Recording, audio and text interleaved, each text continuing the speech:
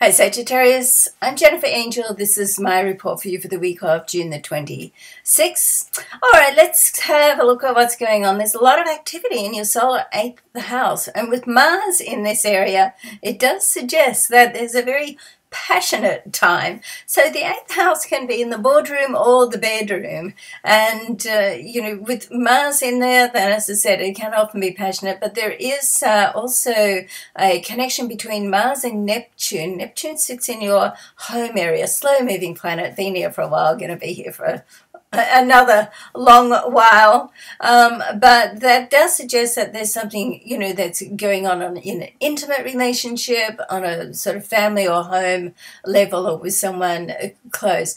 It also suggests that if you're waiting for some money to come through, this 8th house is also a monetary area, and it's an area of money that can come through if you're waiting on loans or inheritances, or anything that's perhaps you're not directly working for, that can sort of come through. So, or you can get news of it if you're waiting for some news to come through of an official business, because we've got 3 aspects with Mercury, in this area of your chart this week. And the first one is with Jupiter, your ruler. If you've got something going on with a friend, and particularly money and friends, and you want to be a little bit careful of that, make sure that everything's documented, treated in a business manner.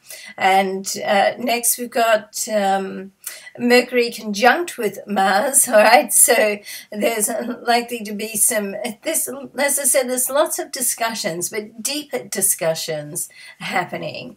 And, be prepared to say how you feel, don't hold back. And right at the end of the week, then Mercury is going to be opposite Pluto.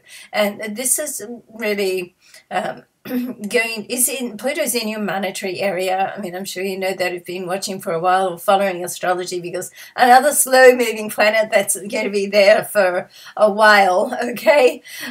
So in this sense, you want to keep everything above board and within integrity. Like, there's always a fine line that boundaries with people, and we teach people where those boundaries are.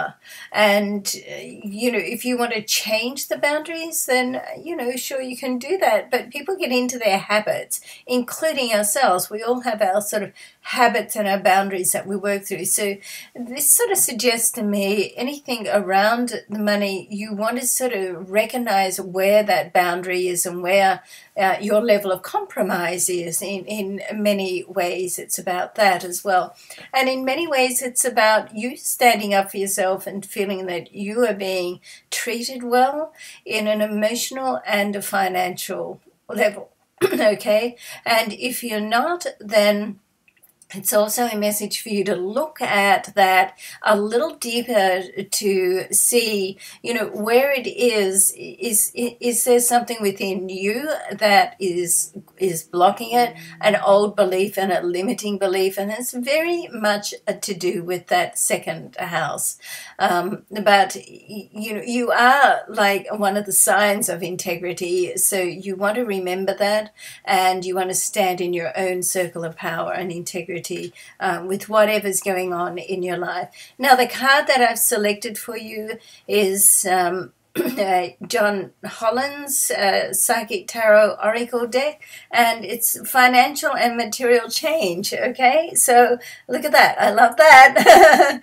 So that's very, very nice. And particularly on just one last note, with where Venus is in your chart, you want to put time aside to nurture yourself, okay? When Venus is in that solar 6th house, it's an ideal time to have a makeover on some level. It can be inner or outer, okay? So, and that's like self-nurturing. All right, now if you haven't subscribed to my newsletter, please go on to jenniferangel.com and do that and support me in that way. I'd love that. And you can also book a private reading with me through there too. So love and luck to you. Thanks so much for watching. I'll see you next week.